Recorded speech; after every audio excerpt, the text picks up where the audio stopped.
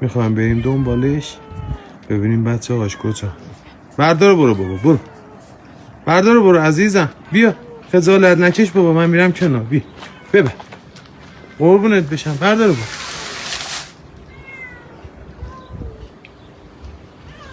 عزیزم بچه هات کجا؟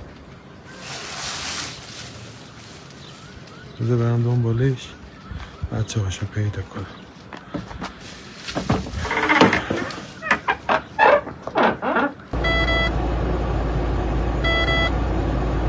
اگه برم فرار میکنه، نمیره پیش بچه هاش.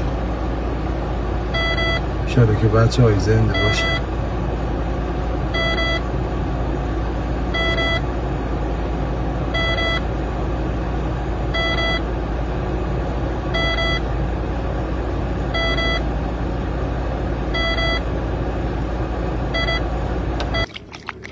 بالاخره پیداشون کردم. همشون سالمن. بکن یه هفته از آب نخوردم.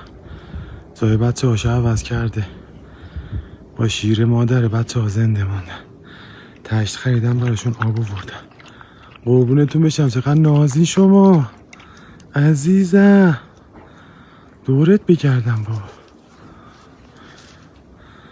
مادر شبیه به این ندیدم، انقدر وفادار به بچه هاش. نمیدونیم بچه ها رو چجوری با دندون گرفته و بزرگشون کرده. هر روز میاد در باغ غذاشو میگیره و میاره اینجا. یه فاصله 500 متری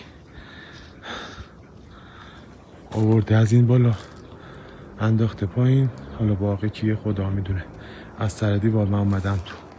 دورت بکردم بابا، من رفت.